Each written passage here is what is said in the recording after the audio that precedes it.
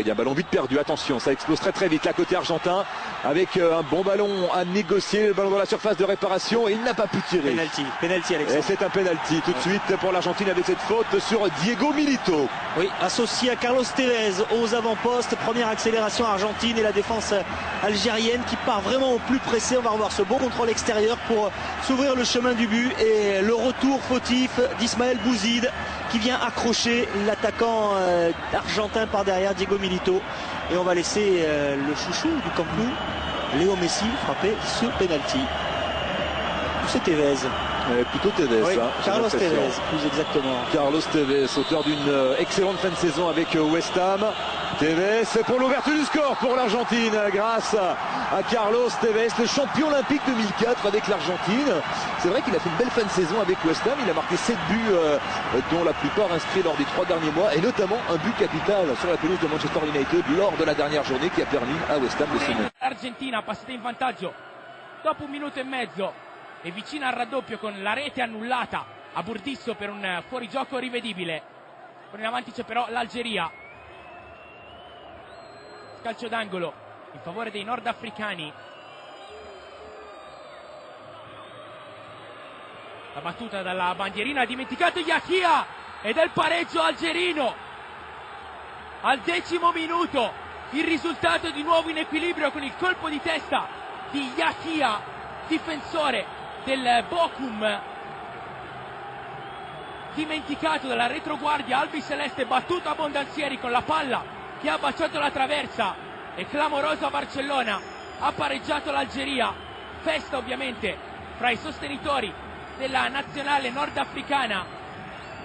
Andiamo a rivedere l'errore difensivo commesso dalla retroguardia sudamericana sugli sviluppi di questo calcio d'angolo. Stacca in solitaria Yahia che comunque è molto bravo a baciare. Ziani, ça foulée nerveuse, rythmée. Là avec Nadir Belhadj et son pied gauche, Ziani se joue de Gabriel Milito, il est facile Ziani. Belle séquence là des Algériens avec Dame, un peu esselé Dame. On parle de Messi, mais c'est Karim Ziani est pas mal non plus. Ah oui, il fait un super match Dame. Oh, il s'est un petit peu enflammé là sur son aile droite et qui va tout de même hériter d'un coup franc. Il va provoquer la faute.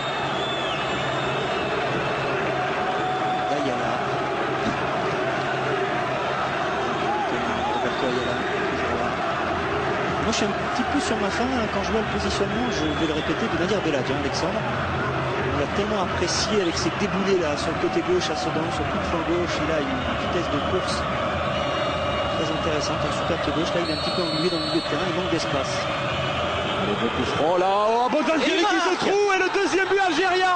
Et c'est Belhadj qui marque. Nadir Belhadj qui marque le deuxième but algérien. Alors là, Bondanzieri, il n'a pas fini de susciter la controverse, hein, car là vraiment ce but il est pour lui, Roberto Bondanzieri. Ce n'est qu'un match amical, heureusement pour l'Argentine, mais c'est l'Algérie qui passe devant juste avant la pause en plus. Et voilà, j'étais un petit peu sur ma faim dans le jeu concernant Nadir Belhadj et son pied gauche qui fait merveille. Il y a une erreur du gardien à Bondanzieri qui va faire sourire ses détracteurs du côté de Retafe. Il est pas mal dosé ce ballon, hein. Il est bien travaillé par Nadir Belhadj. On parlait de son pied gauche. Et Adam qui est là, qui vient gêner le gardien argentin avec personne ne touche au ballon, donc il est pour Belhadj. Il est pour Belhadj et c'est Bouguera qui avait plongé au premier poteau, l'ancien joueur de Guignon. Il touche pas. Allez, en retard, obstruction, le coup d'épaule trop virulent. Là ça va vite, hein, entre les deux, entre Zarabi et Merini. Messi qui obtient ce penalty. Alors c'est lui qui va le tirer cette fois. Il n'énerve pas le gardien, il reste les yeux fixés sur le ballon. Léo Messi. Pied gauche bien sûr, contre-pied parfait, et l'égalisation argentine. Deuxième penalty transformé par les Argentins et Messi qui permet donc aux Albicelestes de revenir à hauteur des Algériens. Quatrième but sur coup de pied arrêté, hein. 2 penalty pour les Argentins, un but de la tête mais après un corner et un coup franc pour les Algériens. Il a tout fait Messi, hein. Il provoque la faute, il transforme le penalty derrière et ce but vient de récompenser son activité. C'est vrai qu'il était très très bon. Et il pose beaucoup de problèmes à la défense algérienne depuis le début du match. Deuxième carton pour les Algériens, après celui reçu par Mehdi Méniri. Et 2 fois, 2 cartons obtenus après des accélérations de Messi. Oh, avec une tête de Cambiasso, voilà. Le timing d'Esteban Cambiasso. Alors c'est vrai que ce n'est pas le plus grand, loin de là, Esteban Cambiasso. Mais au niveau du timing de la détente, Il est exceptionnel, 1m77 seulement, mais c'est un super joueur de tête. Nouvelle démonstration avec ce troisième but argentin marqué par le milieu de l'Inter. Son troisième but en sélection, on réclame une faute du côté algérien, on réclame une poussée un petit peu trop.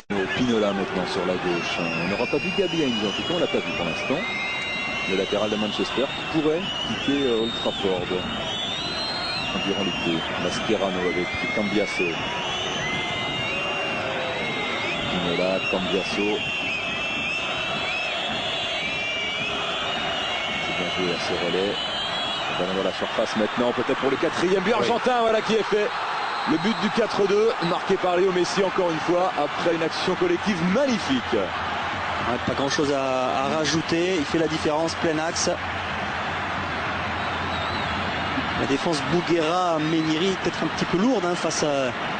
Elle est imposante, elle est athlétique, mais pas forcément Alexandre. Il réussit, il tente et il réussit 2 petits ponts sur les 2 premiers joueurs de Retafe. Ça l'a mis en confiance. Dans son camp, il fait 2 petits ponts, pim pam, accélération, il va jusqu'au bout. Il reste un quart d'heure aux Algériens maintenant pour tenter de revenir. Ça s'annonce compliqué pour les hommes de Jean-Michel Cavalli qui n'ont pas eu beaucoup d'occasions en seconde période. Et là, ils ont une occasion justement de porter le danger devant le but d'Abondanzieri avec ce coup franc de Belhadj. C'est comme ça qu'il a marqué le deuxième but en fin de première période, Belhadj. Attention. Il va prendre sa chance. Le rebond de Abondanzieri, bien voilà. Le troisième but algérien marqué par Nadir Belhadj. Le même, la copie conforme. Une nouvelle toile d'Abondanzieri. Ça va devenir une marque déposée peut-être, Eric. Après la Madjer, voilà la Belhadj. Le coup franc du gauche excentré directement avec ce petit rebond. Et Abondanzieri qui n'aime pas ses ballons fuyants devant sa ligne des 6 mètres. Et l'Algérie qui revient grâce à Nadir Belhadj. Il aura beau protester à Abondanzieri. Je pense pas qu'un défenseur ait touché le ballon, mais voilà, le doublé, il restera gravé dans sa mémoire, ce doublé pour Nadir Belhadj. Deux buts identiques. Qu'est-ce qu'il fait ?